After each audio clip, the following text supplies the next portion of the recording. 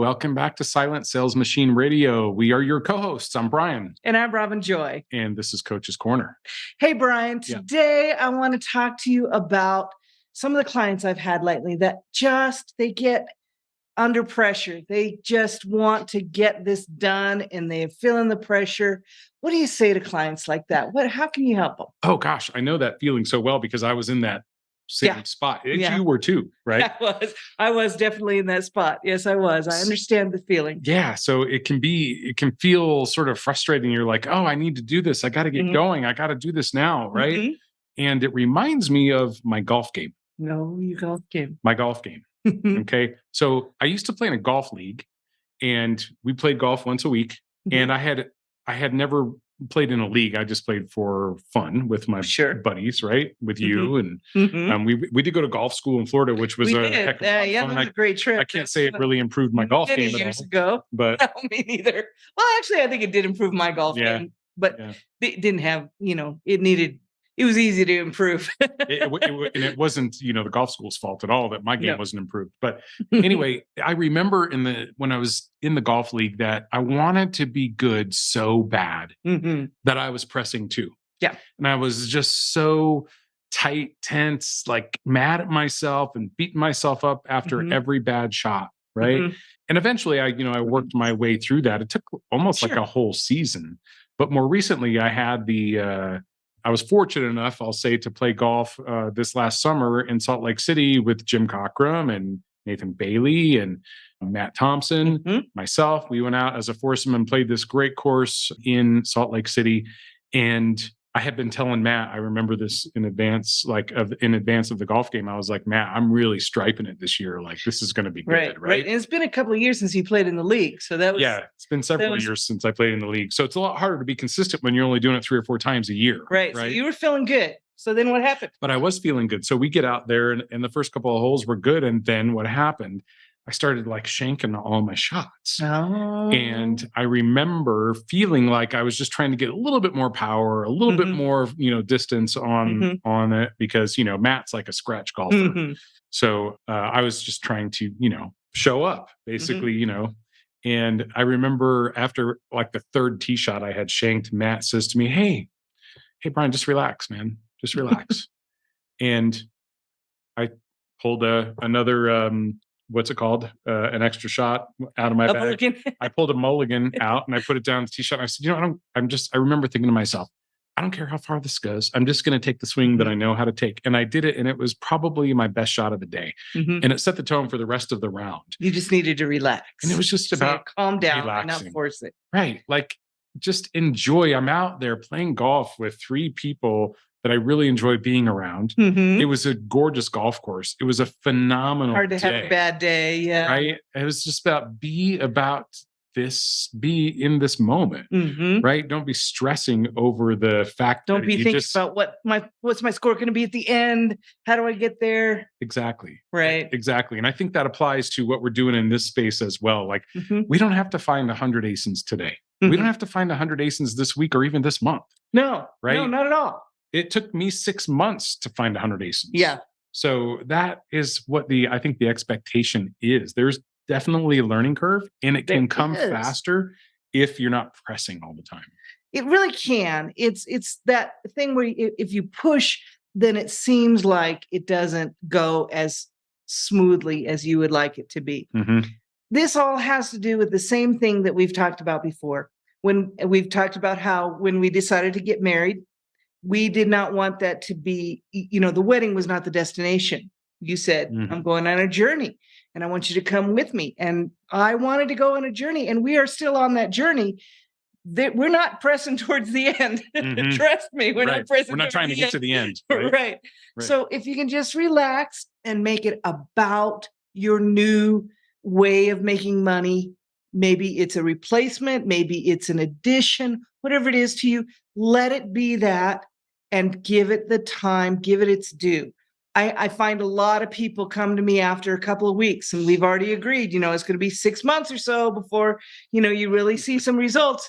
And then after a couple of shipments in the first 2 or 3 weeks, they're like, nothing's happening.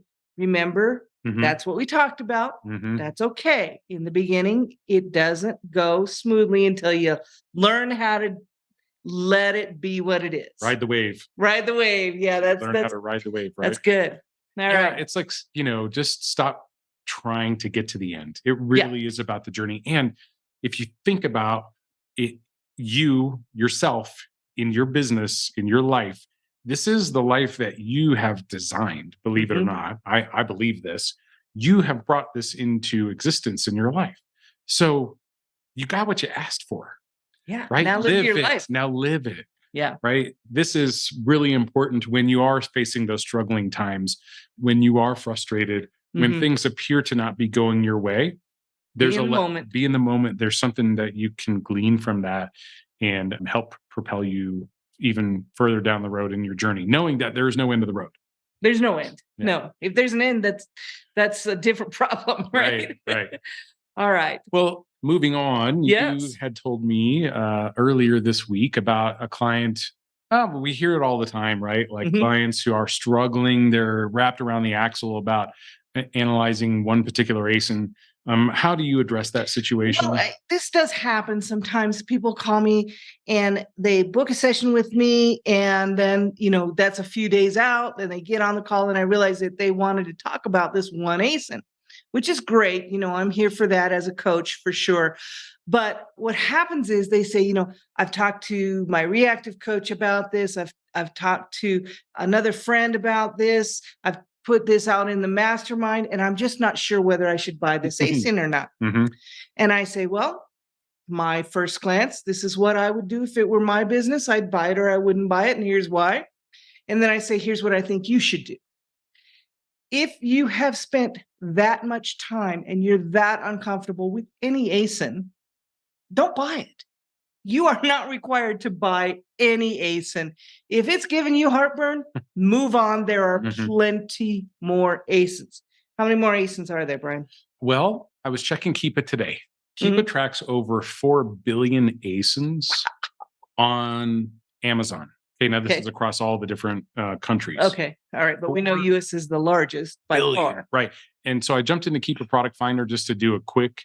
Within just like 2 clicks, I was able to get a list of over 1 billion ASINs in the .com. So in the US, over 1 billion ASINs. 1 billion. 1 billion. That's a lot. It's a lot. Well, I'm sure that these people who are, concerned with this one ASIN have not looked at all billion of those ASINs yet. None of us are ever going to look at all billion. Come back to it after all we've looked at all billion ASINs. Right? Yeah. Well, here's that no one's ever going to look at all billion ASINs. Right. Here's why. If ASINs were seconds, okay, and we were looking at, there were 1 million ASINs, so 1 million seconds. If we were able, with an M. million with an M. If we were able to look at one ASIN every second, it would take us the next week to look at 1 million ASINs. Without sleeping or anything. Without sleeping, without stopping. Yeah, it takes me a little bit longer than a second. I'm fast. I know, we're not that fast, right? Not that fast. But just to put this into perspective, to look at 1 billion ASINs, you'd have to look at one ASIN every second for the next 32 years. Without sleep or taking without sleep. Yeah, it's just not possible. It's not going to happen, right? At least not human, with our own eyeballs. Right. There could be solutions out there to help you, glean. And there are. And that's kind of why we use Keep It to help bring some of those ASINs, to the top. Yeah. And filter down to more of what we want to look at. Yeah. For sure. But that's really telling. That's a lot. It is a lot. And I think that just goes to the point of when you are struggling, trying to make a decision on an ASIN, move on. Yeah. You can always come back to it if you want to, but chances are the amount of time that you would spend if you really do get held up on something like this, trying to make it work or, fit the round, piece into the square peg. Yeah. Round hole, round peg, square hole. Right. Whichever it is. You could have looked at 20 more ASINs and probably found a couple in there that could be test-worthy. Yes. So, just don't get too wrapped around the axle about it. Sometimes we want the product to work so bad. Yeah. Oh, I really like this product for whatever reason. And I've told the rock candy story before. That I've done the same thing. You've done the same thing. Yes. And as have I. We all have done that. And just to put that in perspective, though, they're really, if we find ourselves spending too much time, there probably is a reason. we can always come back to it another day. It's no problem. But go get some more ASINs while you've got that one marinating if you need to do that. And if it's going to give you heartburn, just move on. There are plenty more ASINs. Obviously, plenty more ASINs. Plenty fish in the sea, as they say. As they say. Right? Hey, Robin. Okay. Yes. You know what cures that? I do. More ASINs. Oh, why do we say that? What do we mean when we say, you know what cures that? Yeah, well, I don't want it to get, something. I like it to be something people can remember because it's true. More ASINs cure a lot of these issues that we have. But let's talk about it and kind of dig into it a little bit. So it's not just something that's said. Let's kind of put some things around it. What do you think? Sure. Okay. Yeah. So first thing that I think that this means to us is more ASINs help you hone the skill, help you become better at picking them, help you become, find more test-worthy ASINs faster and find test-worthy ASINs that win more often. It takes a little bit of time and a lot of practice to really build that skill. Yeah. Okay. Not off script, but another story here. Uh-oh. Okay. This does remind me a little bit of when I used to play darts. You played darts in a league? When I was a younger man, I played in a dart league, and it was a lot of fun. I, played with my buddies, my roommates, whatever. But I remember the first time I threw a dart. Where's the one place that if you were standing in front of a dartboard or an archery target or whatever, what's the one thing that you're always trying to hit? The bullseye. The bullseye. Right? Right. Yes. And what I love about the game of darts is there's far more to the game than just the bullseye. It's a little more complex. It is complex, and there's more skill. But I remember the first time I stepped up to the dartboard, I stood at the line and started throwing darts. If you step up to the dartboard, it's not too hard. Right. You'd be surprised. So you have to have enough on it to get it to stick in the board and that kind of stuff. Yeah. But anyway, just trying to hit the bullseye was nearly impossible. Yeah, sure. Okay. Of course. With my trying to hit the target, probably nearly impossible. With my first throw, with my first 5 throws, with my first 10 throws. Okay. But eventually what happened is when you're throwing hundreds of times a night, thousands of times a week, right? Week after week after week, all of a sudden, these things do start to get dialed in. And then you can intentionally aim for the bullseye and hit it with some level of regularity, with some consistency, right?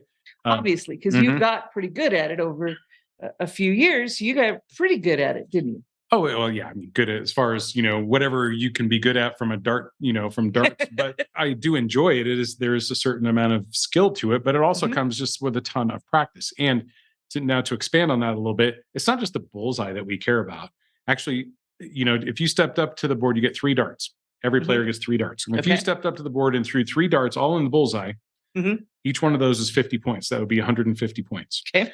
But if you put 3 darts in the triple 20 spot, that's actually 180 points. So, and it is harder theoretically to hit the triple 20, which is why you get more points, than it is to hit the triple bullseye. And there are other spots on the board, like the very edges, double 7, double 19, double 3, whatever, that can be challenging as well. Sure. But you get good at practicing all of those. And pretty soon you can dial up a triple 20 when you want it, a bullseye when you want it, a double 19 when you want it. And that reminds me of sourcing as well. Yes. After you've looked at thousands, I don't want to blow people's minds here, but let's just say after you've thrown 5,000 darts, you'll be able to, throw the dart at the double 19 and hit it with some consistency. Same thing with sourcing. When we're sourcing, the more ASINs that you've looked at, you will be able to identify those ASINs that can be test worthy for you. And you'll be much more confident, don't you think? Yes. I find the game of darts an interesting analogy because I remember you taught me how to play. You've taught me everything these people know about. I really did have a life before Brian. Of course you did. But you did teach me how to play a couple of different dart games. And I never got very good at it because I didn't practice that much. But I find it interesting. I found it interesting that the games don't require who can hit the most bullseyes. Not at all. The games are, it's your turn to, once you hit a certain number of this number, Then you have to go to a different part of the board and hit that one, and then go to a different part of the board and hit that one. It's not about hitting bullseyes. Now that you also have to hit bullseyes, but bullseyes are a very small part of the game. Exactly. That's the way I think this brings us into the building of a foundation that we're trying to do with ASINs. You're not going to just have bullseyes. You're not going to just hit it exactly right. You're going to have a balance of different kinds of ASINs as you build your foundation. Is that not true? I totally agree with that. Okay. In fact, there is a certain predictability to it. Yeah. The more that you do it, the easier. I was talking about the practice, and you'll be able to dial up the triple 20 with consistency after you've practiced it.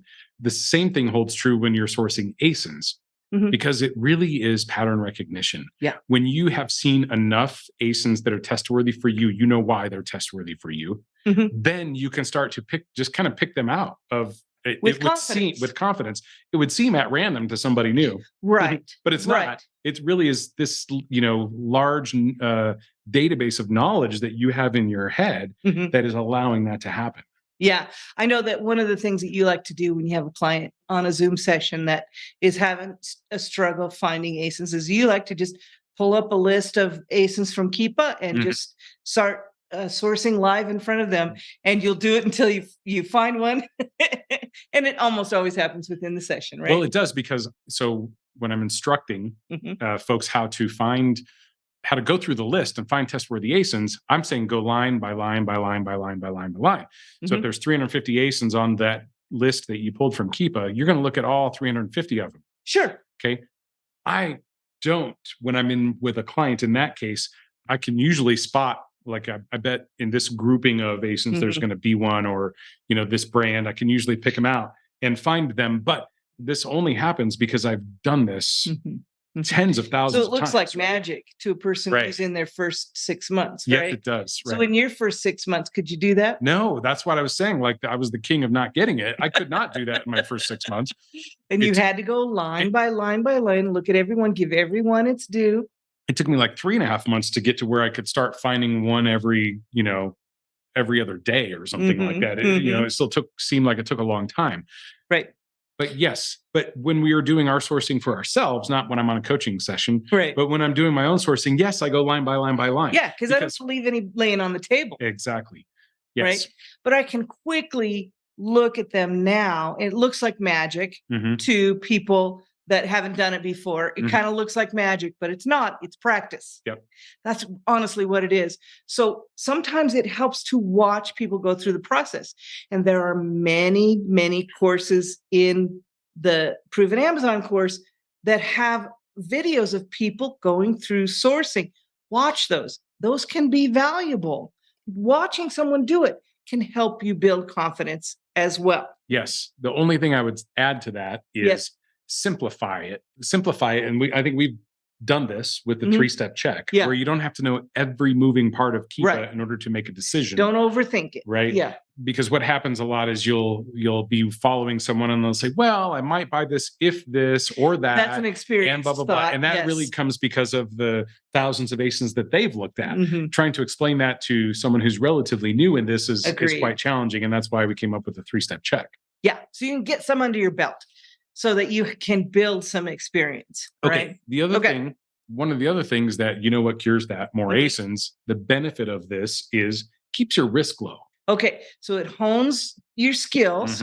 It helps you build a strong foundation, and it keeps the risk low. Where have I heard that before? Well, we do have this thing. You came up with this thing. Let me see. Famous quote, low, low, high. Yes. Okay? What do we mean by that? So we mean low risk, low barrier to entry, high chance for success. Right. Low risk, low investment, high chance for success. Low risk, low education needed, high chance for success. Yeah. It applies in many different ways. It does. Yes. It does. There are many lows for a high chance of success. I like to, go ahead. Sorry, I cut you off there. No. I was going to say, I like to think of this as kind of the stock market analogy. Yeah. Okay. When I'm in the stock market, in my 401k or in my mutual fund or my IRA, whatever that is, I'm generally not just buying, 1,000 shares of Microsoft, Right. I would not be diversified if I were Right. doing Because that would take all your money, and then you would have to count on just that.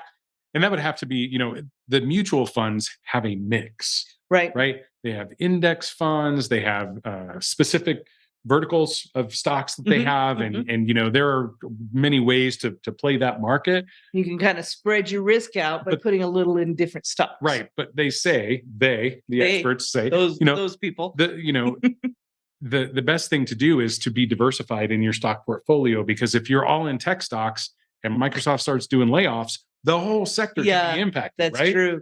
And so we want to be diversified, and we don't want to have all of our money in 5 stocks. Right. It used to be maybe more that way. And if you're in it for the, lifetime, that can probably still work in your favor.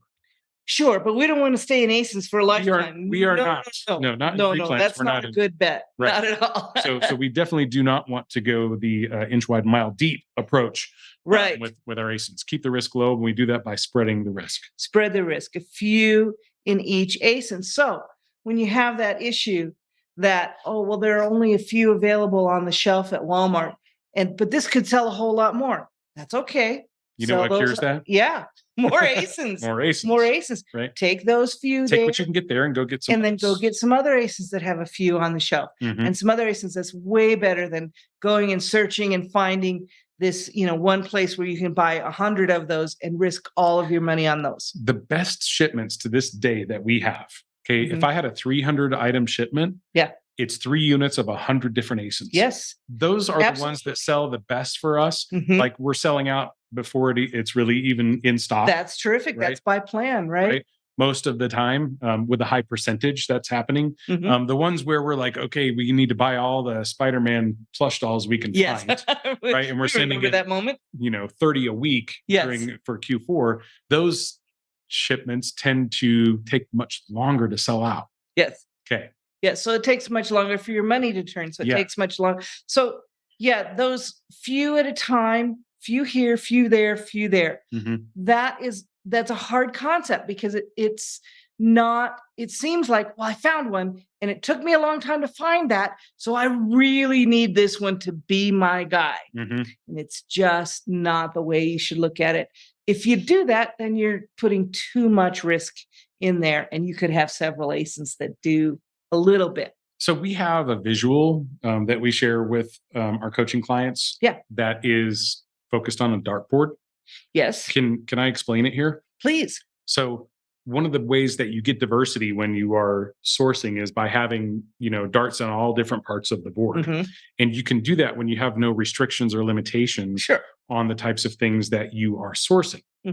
But if you can imagine this dartboard that is like the only part of it that's visible to you is the bullseye. This is what happens when you start putting restrictions on your business, or limitations, I should say, like, I don't want to handle product. I don't want to go to the store. It's a little small. Yeah. Your target gets a little smaller. I don't want to do grocery. A little bit smaller. I don't want to do brand name clothing, or, I don't want to do Nike or whatever, Did you say I don't want to do gray? I don't want to do, I don't want to go to the store. Right. All these things, all of a sudden now your target becomes very small. And remember, you have not thrown tens of thousands of darts. So you're going to have to really throw a lot of ASINs to hit that bullseye. And you're not getting anything out of all of those darts you're throwing. You're hitting the wall every time because your target is so small. If you had a whole dartboard, you'd be hitting some 20s and some 40s and some, I don't know what they're called. The other numbers from 1 to 20. The other numbers, 1 to 20 is the big one. Yeah. Or 2 to 20. I can't remember how many are on the dartboard. It's been too long. It's been many years. Right. And then you're going to get frustrated because you are not skilled at hitting bullseyes yet. Right. So, I just say, remove everything. Obviously, your wall's just going to be a mess.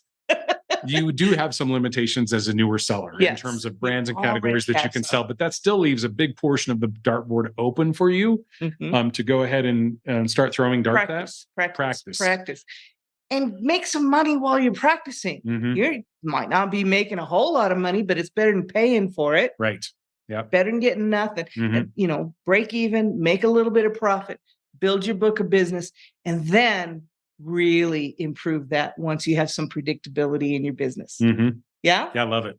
Love it. Okay. All right. So you got a quote for us today? I do have a quote for us today. The Or quote tonight. You can see it's dark out. Yeah. The quote tonight comes to us from Mike Tyson. Mike Tyson. Yeah. I saw this the other day and I thought this was a great quote. And it's about discipline.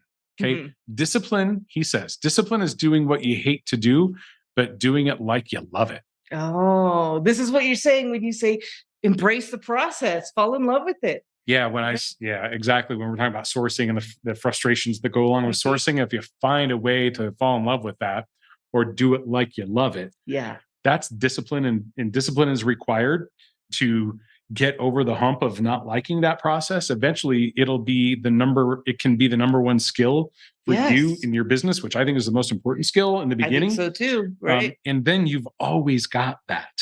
You've always got that.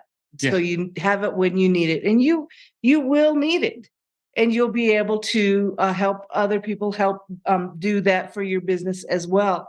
But that kind of brings us back to that beginning journey that we were talking about, which is find a way to enjoy the journey. Don't keep pressing so hard and trying to get to the end. There shouldn't be an end. Right. Or get over this part. Like, I don't want to have to do the sourcing anymore. So I just want to get it out of the way. Yeah. Sourcing is always going to be a part of your Amazon in business. Some way. Absolutely. Whether it's wholesale sourcing, whether it's private label sourcing, whether it's arbitrage sourcing, it always doesn't go away. As long as, as third-party sellers on this platform, that's what the game is for us. Right. And testing is for replens. Testing is the major way to start your business. You'll get replens as a result of testing. Yes. So start out with the goal of finding test-worthy ASINs and sending in tests, knowing that that's going to result in items that become replenishable for you. Along with many other benefits. Oh, tons of other testing. benefits. Yeah, for sure. Yeah. So that's wonderful. All right. So I'm building my business. I'm looking at it as a journey. I'm looking for success. What cures that? More ASINs. More ASINs. And you know what we mean by that now. You said you found some ASINs today. I was sourcing this weekend and found some ASINs. I mean, it is, to me, ASINs is not like throwing darts. Finding ASINs is not like throwing darts where I could be out of practice. No. For me, finding ASINs is like riding a bike. I think you feel the same way. Yeah. All right. Once you get really good, then you can do it, but it takes a lot of practice. Take some practice. So be disciplined. Mm-hmm. Do it even when you don't want to. And learn to love it. Yeah. All right. Let's go find some more ASINs. Let's go find some more ASINs. Thanks everybody. Talk to you soon. Bye-bye. Hey, thanks for joining us for today's show. But before we go, I've got a special guest that I like to bring on once a week or so around here. He always brings tremendous value to our community. Of course, I'm talking about Mr. Jeff Schick. How are you today, my friend? Doing well. How are you doing? Doing great, buddy. So hit us with some great legal or policy advice from Amazon. What do you got for us today? Well, today we're going to talk about sourcing at smaller stores, because a lot of sellers tend to stay away from small stores, and they think that if it's not, Academy Sports, that you can't shop there. And so they avoid sometimes really good deals on products because they don't know that the store is safe. And so I want to talk about, how do you shop at a small store and know that it's a safe place? So without further ado, I guess I'll jump right into it. Let's do it. So I was just telling you, I'm in Orlando, Florida right now. And so for this example, we actually used, so we're going to use Under Armour. And let's imagine that we found a store. And now there's a store that popped up nearby on Google Maps. Let's see, the name of the store is Big Diamond Sports. Looks like they sell baseball stuff, and maybe it looks like they might have like a coaching and training facility for kids that are going through to prepare for college baseball. Right. So let me help set the table for a second. So I'm a reseller, and I'm thinking, I'm going to go out and find some good replens today. I'm going to go source some products I can sell on Amazon. And there's this little store with this little parking lot and this little specialty store. And I'm thinking, well, if I had to get an invoice from these guys or itemized receipt, and Amazon asked for this from me, are these guys legitimate enough that I'd be okay? That's the question I'm asking myself. Some people are like very cautious, thinking, oh, no, I got to stick to Target or Walmart or the big stores only. No.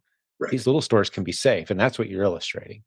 Absolutely. So this is a perfect example. So I imagine, we're pulling up in the parking lot for this store, but we're saying, we look at it and we're like, do we actually trust the fact that, we're going to buy some t-shirts here and sell them on Amazon? And the answer to that depends on what we can find out about the store. Now, we're going to set ourselves 4,000 miles away in Bangalore, India.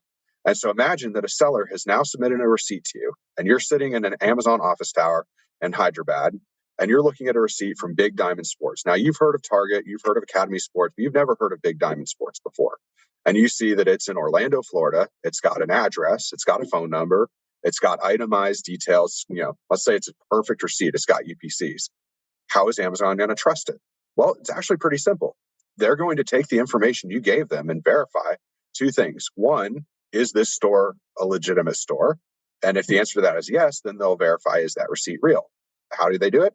Pretty easily. When it comes to, imagine we bought some Under Armour t-shirts. They're going to go to underarmour.com.